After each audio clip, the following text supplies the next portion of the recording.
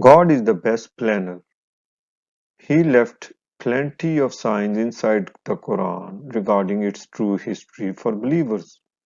I will be detailing history of Quran according to its signs rather than what majority believes about it.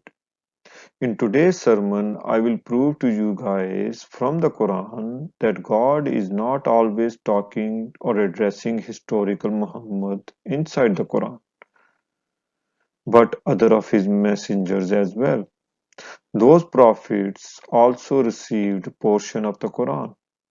Muslims attributed the whole Quran to Muhammad to emphasize him and made him the last prophet of God. Now, why it is so important to prove that Quran was revealed to many messengers of God? Because it will end the biggest lie, and it will be impossible for any Muslim scholar to make Muhammad the last one among many messengers of the Quran. Ending prophethood means no guidance from God. We believe God is wise. He will never do something which does not have any wisdom behind it. Okay. So anyway, let's move on.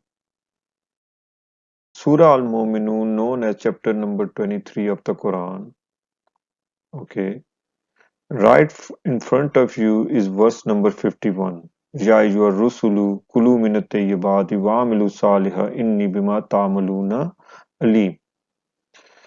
So in English, it is translated as Sahih International Translation is right front of you. You can read it. O messengers, eat from the good foods and work righteousness. Indeed, I have what you do am knowing.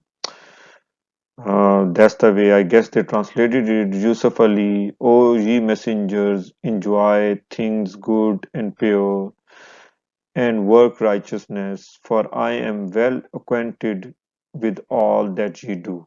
And then Karai, he is translated as, O apostles, eat of the good things and act righteously. Indeed, I know best what you do. Okay, so these three are very popular English translations.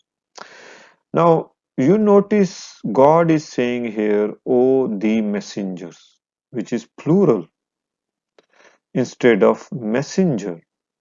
Why would God is addressing more than one messenger here if the entire Quran was revealed to only one prophet who is historically known as Muhammad? If God was talking to Muhammad only, he would have said here, O messenger, singular. But God is clearly calling more than one messenger here. He is saying, O the messengers. Okay, notice here. And you can see they translated it as plural.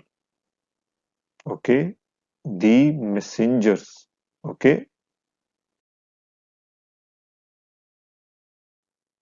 this verse start with Ya, which is like O in English, O you.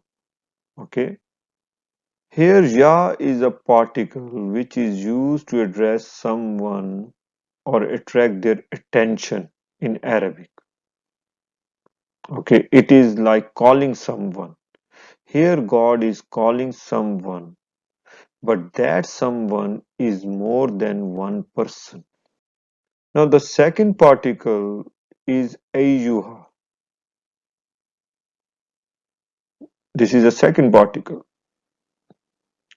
Most places in Quran, these two particles are mentioned together. I translated ayyuha as whichever, okay, but you can use any other word for it, such as whoever, etc. Basically, wherever you see these both particles together, that means God is calling someone and that person need to be present there during this type of revelation. Any verse which mentions Yayuha is a direct command from God, or you can say order from God to one person, or it could be more than one person. Here, God is commanding or ordering more than one messenger. In Arabic word ar-rusul is plural for the messengers. So ayyuhar rusul mean O whichever the messengers. Further, it is specific prophets, not all prophets, because definite article al is used here. In English, it is the. Okay, so ar-rusul meaning the messengers. Well, I'm omitting whichever here because it need a lot of more explanation. Just keep this in mind.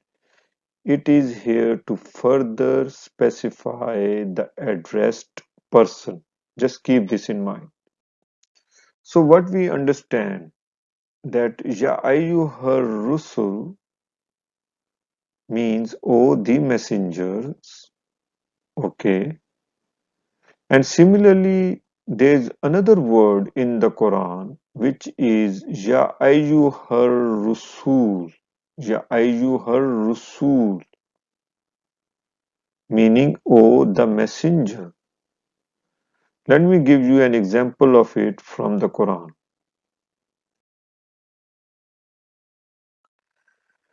This is Surah Al-Ma'idah, verse number 67. In this verse, God is calling only one of his messenger. God is saying, O messenger. Now remember one thing, Quran is very specific about singulars and plurals. And there are many examples inside the Quran. Here in this verse, you can see at the very beginning, a Rasul word is used, which is singular, meaning the messenger. Definite article used here as well, al, meaning the. Okay, so what it is saying, O messenger, God is saying, O messenger, singular, announce that which has been revealed to you from your God, from your Lord. And if you do not, then you have not conveyed his message, and Allah will protect you from the people. Indeed, Allah does not guide the disbelieving people. Here, God is instructing one of his messengers to announce openly whatever he revealed to him, meaning God revelation. This verse is showing that this prophet must be scared of people because further in this verse God is giving him surety of protection from people and Allah will protect you from people. You can see that threatening prophets or trying to killing prophet messengers of God is not a new thing. In fact, it is an old ideology. In old time, people used to threaten prophets. Also, they tried to kill them, obviously, because those people used to believe same way that prophethood is ended or no prophet is coming from God, just like today's Muslims. So, how these kind of theologies or ideologies are from God? How these religions are from God? Think about it.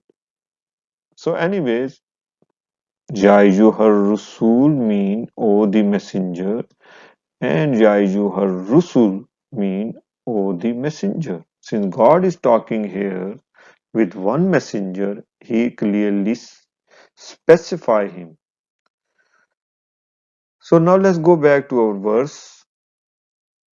O the messengers, I translated it, you can see. O the messengers, eat from the pure things and act righteously. Indeed, I am aware, knowing of what you all do. Here in this verse, God is clearly commanding or instructing more than one messenger. God is instructing them to eat pure things and act righteously because God is fully aware of what they do. God is cautioning them. This is very interesting for those who think that prophets are not accountable for their actions. You guys need to understand one thing: prophets and messengers are from people who also do mistakes. They are not angels, okay? They are not perfect, only God is the one who is perfect. These messengers were there during this revelation. This verse clearly tells us that God is addressing multiple prophets here. Now, all traditional history of Quran tells us that it is revealed to Muhammad only, the whole Quran. So if it was revealed to Muhammad only, then why would God is saying, "Oh, the messengers," right? Which is plural. Not just that, Kulu and Amilu, okay, both are plural verbs in Arabic. Since God is talking to more than one messenger, that's why plural verbs are used. Okay, kulu mean eat, plural. So now let's compare both verses. First verse is saying, O the messenger, Ya ayyuhar rusulu, O the messenger, and because God is addressing multiple prophets, and on the right side, since God is talking to only one prophet, it's saying, O messenger.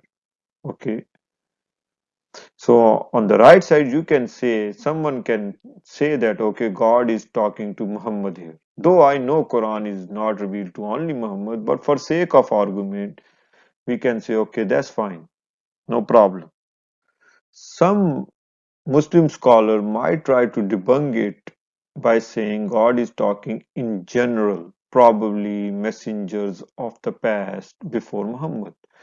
That will be very foolish reasoning because both verbs are imperative verbs, meaning order or command. Okay, both verbs here.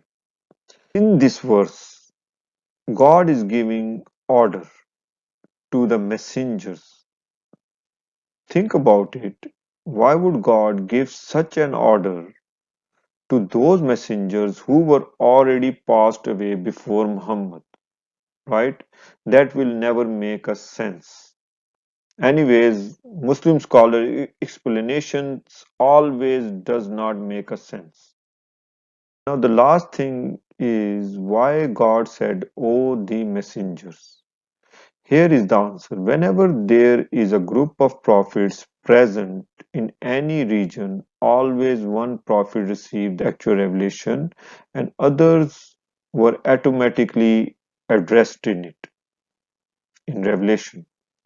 So far, the maximum number of prophets inside the Quran in any given time in any single region or country is maximum 5. Okay, thank you for watching.